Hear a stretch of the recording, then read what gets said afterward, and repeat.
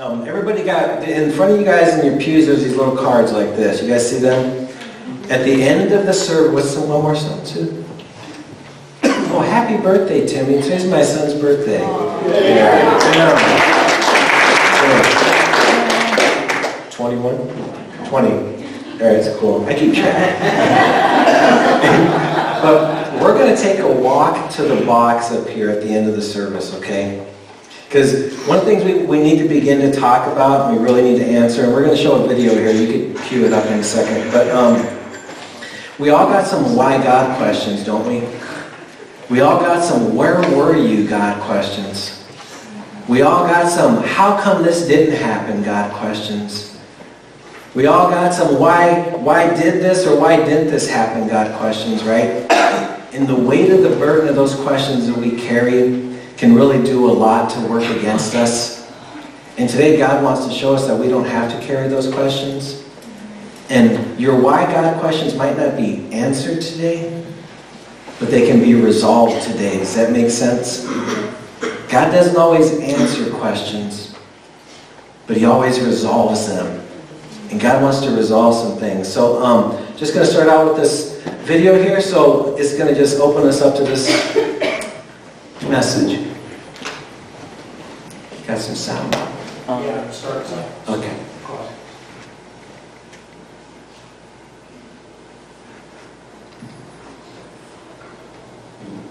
I remember my little niece ran up to me and told me, "We learned about Jesus today." And I could tell by her smile she was so excited to learn about this man that she did not quite know yet, but she knew without a doubt for it to be true, because after all, Mommy said so. And that was the first time in my life that I looked into the eyes of a child and envied them, because she had no idea of what it feels like to doubt.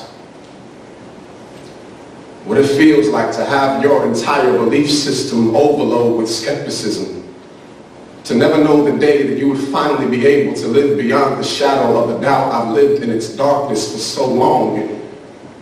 It seems like I have all the right questions, but never enough answers, and my faith is small enough to fit in the cracks of my palms. God,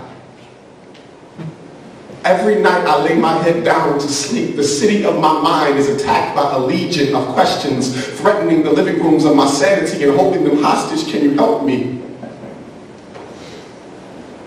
Last year, my grandmother laid in a hospital bed like a bus stop, waiting for God to come pick her up.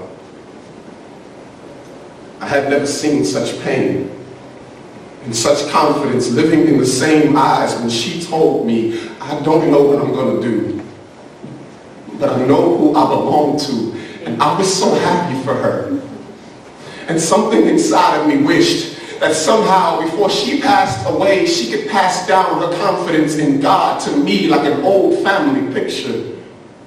I remember sitting in the back row of a cold sanctuary, crying, because I desperately wanted what the preacher was saying to be true, but my doubts were preaching a sermon of their own, and the streams of my tears turned into oceans of frustration. I remember sitting in a college classroom, and the only thing being tested is my faith in God. The only thing passing is my hope.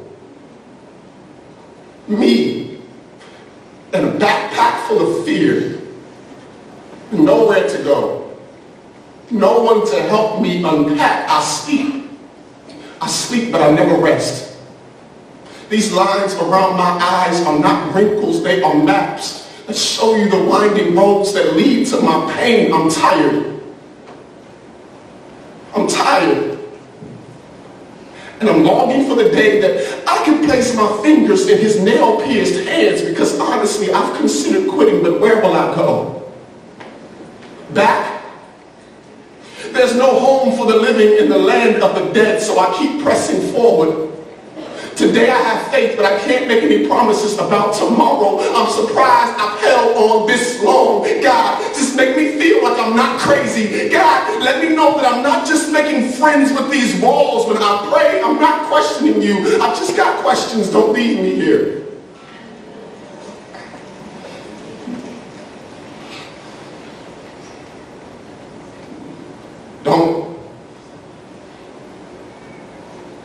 Don't leave me.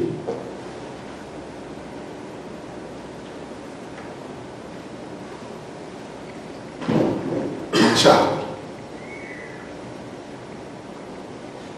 My child. When it seems like you have all the right questions, but never enough answers, and your faith is small enough to fit in the cracks of your palms, I told you. Faith the size of mustard seeds can rearrange whole landscapes and turn mountains into open highways. Faith comes by my word, so maybe you've cuffed your ears. My child, don't be childish. But consider the child whose faith has not quite learned the definition of impossible. Have your questions. I'm not telling you to have a blind faith. I'm telling you to consider the blind men who had faith and believed my words before they were even able to see me. Consider the birds that eat from my hand and do not fall from the sky without my consent. So how much more will I love the ones that I died for? Before you doubt me, doubt your doubts.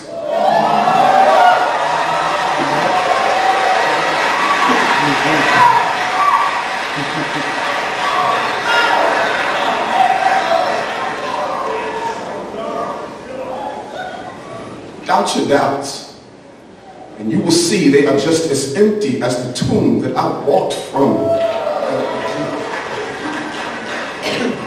Truth is, you know I'm here. You know my truth, and you're scared. Scared of what that means.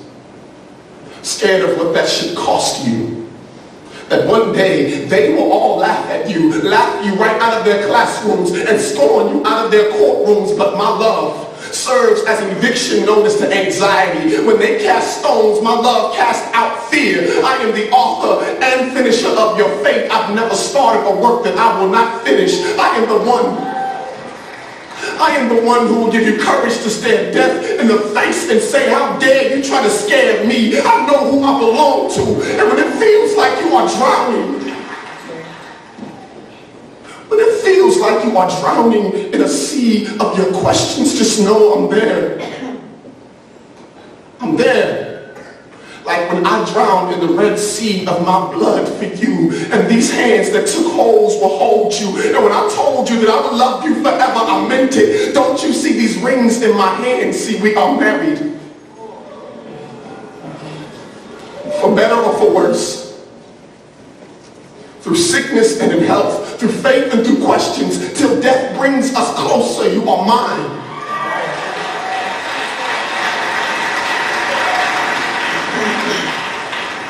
You are mine, and I am yours, I promise.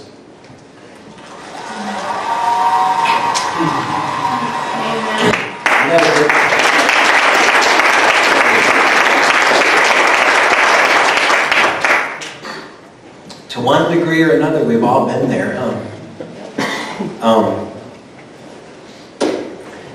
So an honest question that God isn't afraid for us to ask is, where were you when I was hurt?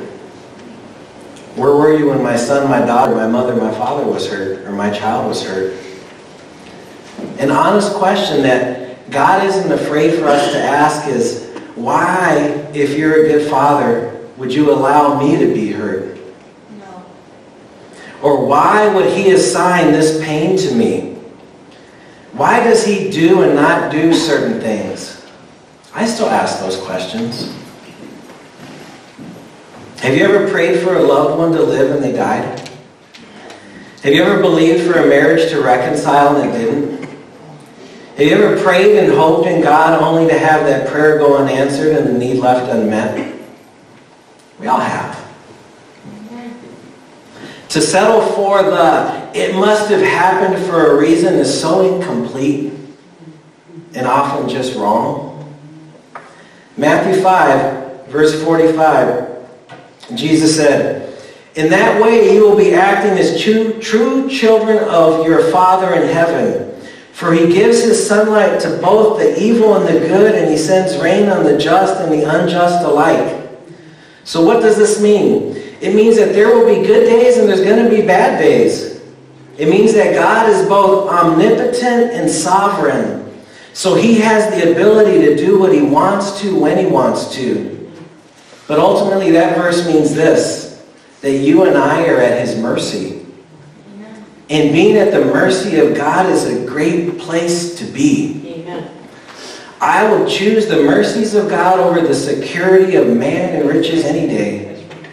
Lamentations 3:22 through 23 says, "The faithful love of the Lord never ends. His mercies never cease. Great is his faithfulness. His mercies begin afresh every morning." So what should we do? And I'm going to say this several times. What should we do in response to suffering, loss, and unanswered questions and prayers? What we don't do is this. Suck it up and pretend that we're not hurt or that it's not bad.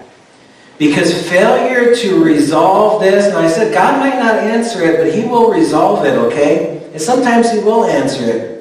Failure to resolve this will stall us and begin to develop a distance and a distrust in our hearts towards God, and cause us to form an image of him in our hearts based on how we've been related to. And in our hearts, God becomes the God that allowed me to be abused, the God that took my child or punished me without cause or whatever it might be. So what do we do with our whys and our wheres? First, don't make up an answer if God hasn't given you one. Amen. Because sometimes we don't know, and sometimes we won't know. And that's okay. A most powerful truth to take to heart when doubting, when disappointed, when hurt, when mad, and blaming God is this: that God suffers with you. In the abuse, the pain, okay, the loss, he was with you when you had no choice. He was with you when you were helpless under the control of somebody else. Because we see that in Jesus. Hebrews 4:15 says this: "So then, since we have a great high priest who has entered heaven, Jesus, the Son of God, let us hold firmly to what we believe. This high priest of ours understands our weaknesses, for he's faced all of the same testings we do, yet he did not sin." Jesus is not only a God that loves us, but he has felt it all with us. That word weakness means to be afflicted with the same feelings as another. Matthew 25:40. "And the king will say," this is Jesus speaking, "I tell you the truth, when you did it to one of the least of these, my brothers and sisters, you are doing it to me." Jesus is not only a God who loves us and has felt it all, but he takes it very, very personally. One of the best things a parent can do for a child, okay, when they're panicking, in their pain or agony, is to pick that child up and just hold them. And allow the protest of the moment, the protest of the pain and the fear and the anger to come out, and to take it from them. As it comes out, allowing them to get it all out. I remember leading a discipleship school years ago in Arkansas when I was a missionary, and being called to a room to speak to a very distraught young man. When I came into the room where he sat and two others sat with him, the two others got up, looked at me as if to say, "Hey, good luck, he's all yours," and they hurried out. And as the door closed, he stood, clenched fist, and he started stomping his feet and crying. With every 3 or 4 stomps, he would look over at me and cuss and curse and cry. At first, I was going to check him and put him in his place for cussing and cursing. And as I started to, it's like I felt the hand of God shut my mouth and open my heart. And as I listened with my heart, I no longer heard cursing and cussing. I heard pain being released. I heard a broken heart of a young man screaming for someone to know what it felt like to be him.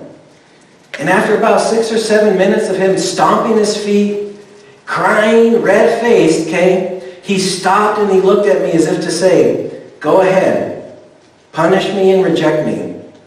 But I just looked back at him and I smiled and I said, "Are you done?" And he laughed.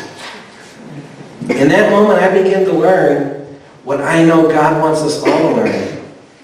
That our Father's heart is always open to us, and that He loves us. His love allows us to be mad. Okay? And He says, like a good grown-up parent should, you can be mad at me, and I won't kill you. He says, you can be mad and doubt me, and I won't say, how dare you after all I've done for you. He's a God that says, my love for you is much greater than your anger or your silence. And by the way, there always needs to be a grown-up in the room. That's a good cue, all right? God, your Father, can take your anger, your fear, and your pain and hold you even when you're rejecting Him. Romans 15:7. Did I get that verse? Did I get it, Tyler? I don't think so. Okay, yeah, okay. It says, accept one another as Christ has accepted us. Okay? That's the gist of it right there. And that word accept, in the Greek, it's pronounced proslamabono. And it means this, to grant access to one's heart, to take special interest. And that's God for us. He's granted us access to His heart to take special interest. We need to grant access of Him into our heart to take special interest. God in His omnipotent sovereignty says, I'm here, okay, and gives us our day in court. Think about that. Isaiah 43:26.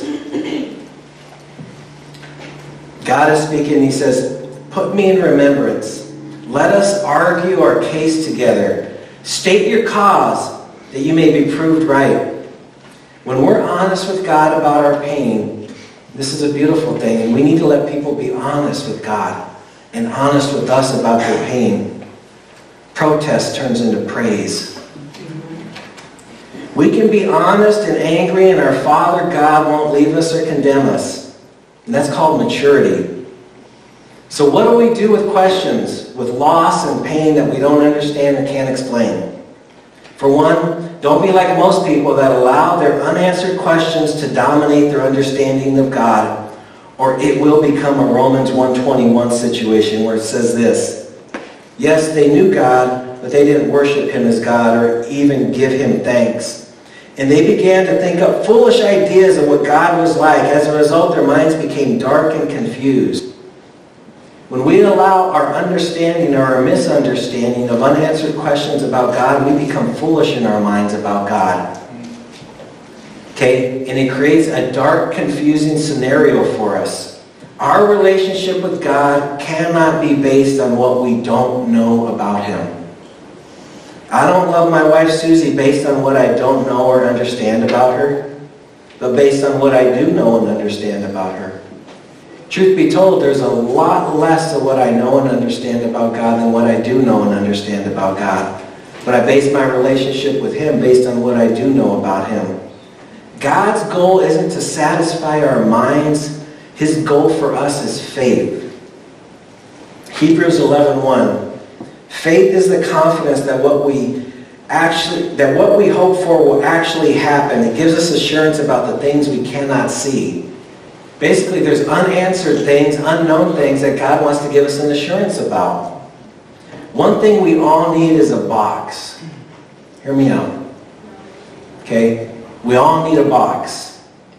A box where you hand all your questions over to God.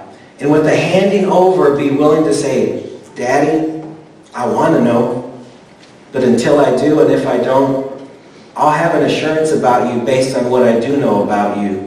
Not what I don't know about you. We need to reverence, hear me out, the mysteries of God as much as the revelations of God. Some of you today need to be willing to take a walk to the box and lay those questions, hurts, losses, and doubts that we don't like or understand down. John 12:24. And I'm telling you right now, this is some great counsel. Jesus said, I tell you the truth, unless a kernel of wheat is planted in the soil and dies, it remains alone. But its death will produce many new kernels, a plentiful harvest of new lives. The longer you hang on to the grain of unanswered questions, doubts and fears and dislikes about God, the more, alone you become. The sooner you bury it, put it in the box as an offering to God and be willing to let it die, the sooner God will use it for the good. God heals, hear me out, through honesty and love, not through doing more or trying harder. Psalms 85 verse 10 says, unfailing love and truth have met together.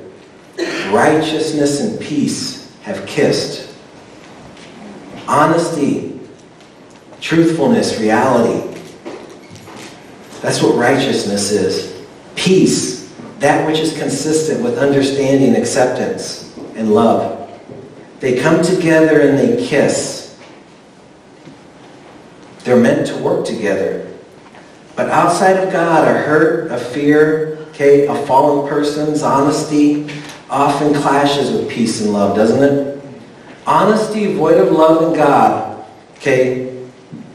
breeds hatred and rejection. You did what?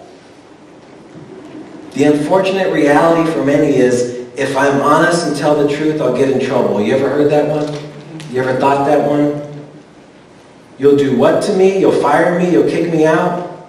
So they choose not to be honest and try to love. They try the only love approach. They try to love and connect and be accepted without being honest because they fear being truthful about themselves. And because they can never say how they feel or express what has happened or what's going on, they diminish themselves. We need to be honest. Sometimes with just a few and sometimes with the whole family. And this requires taking a risk, and it usually happens because of two things. When we've come to a place where we believe it's safe, and that's nice, or when we come to a place that's a life or death fork in the road, the end of the rope, or a rock bottom situation where we begin to be honest. Some of you guys maybe heard me say the story about the zookeeper. Anyway, there's this, this is a joke, you can laugh. But years ago, this zoo owner, he wanted to hire a zookeeper. Put an ad in the paper, so this guy shows up and to fill the spot. And he says, well, we already filled the zookeeper position. He said, but our gorilla just died. And he said, the majority of the people that come to the zoo and pay their money to be here is to come and see this gorilla. If we were to form fit you a Hollywood costume suit and put you in it, would you play the part until we get a gorilla? The guy consents. The next day he shows up and nobody knew that gorilla died. And they form fitted on this suit. And so that afternoon he goes out there and sure enough, there's a crowd of people. And sure enough, this guy liked interacting with people and he starts doing all that and getting a rise from the crowd. And days go by, weeks go by, and more people started coming to the zoo to see this gorilla. Word was out that this gorilla is crazy. He's fun to watch. And one day he shows up as more and more people were coming to the zoo, and the zoo owner says, got some good news and I got some bad news. The good news is we get our gorilla tomorrow. The bad news is today's your last day.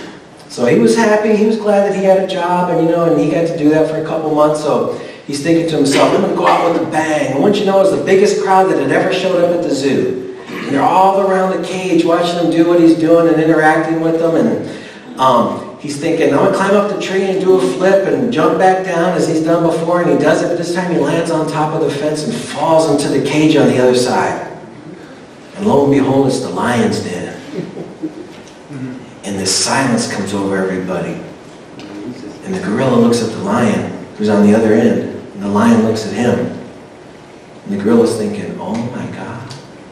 And he starts to back up. And the lion starts to step forward towards him. And he's thinking, I need to call for help. But if I'm honest about who I am, they're going to think I'm a phony. The lion comes a little closer. He starts backing up. And he starts to squeal, help. You ever been so scared you can't talk? Help. Before you know it, he's in the back of the cage. The lion's coming closer. Everybody's peered up against the fence. And he starts to squeal, help. Help. And the lion gets a little closer, and a voice comes out of the lion and says, "Shut up, stupid, or you'll get us both fired."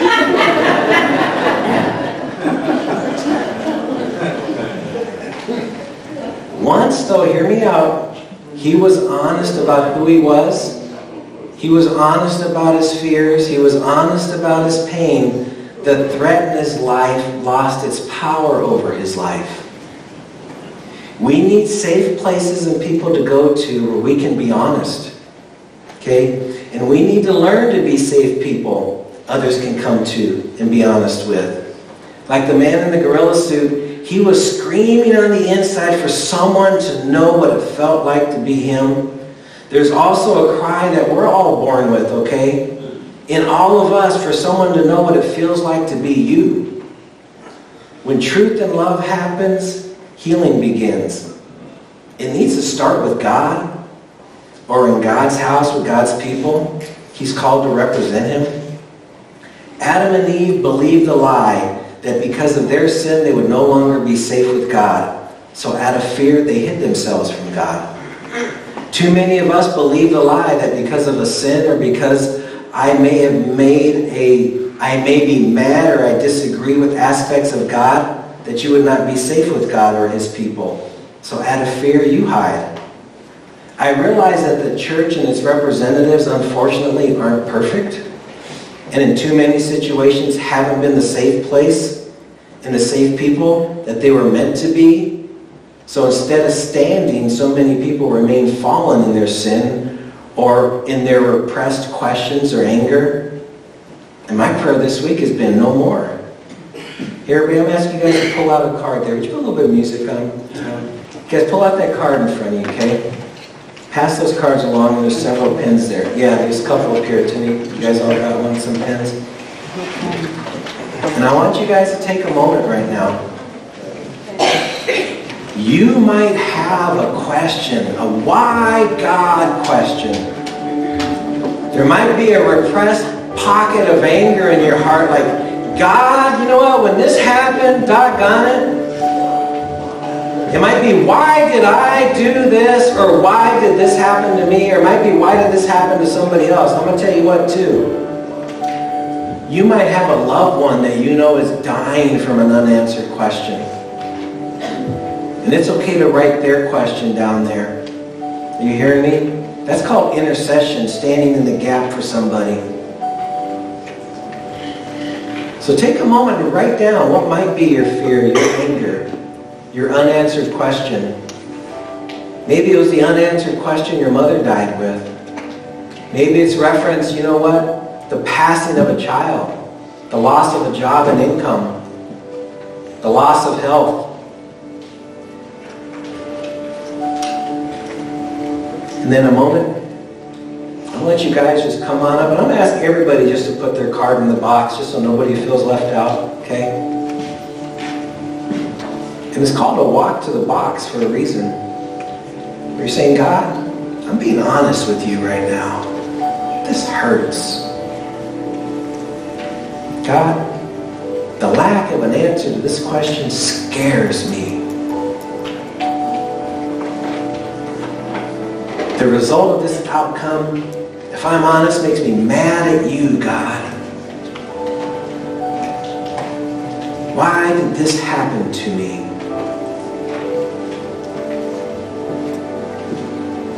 Why did this happen to a loved one? Or why is this happening to a loved one?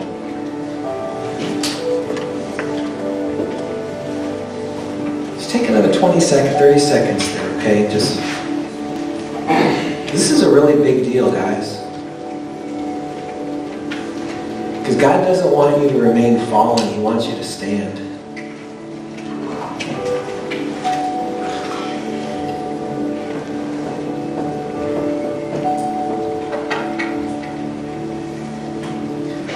And with the walking of that up to the box, remember, God, I'm willing to be at your mercy. And that's a beautiful place to be. I'd rather have the mercies of God than the answer from man. You hearing me? And I can promise you this, for some of you, you're going to find the answer. And for some of you, you're going to find the resolution without an answer.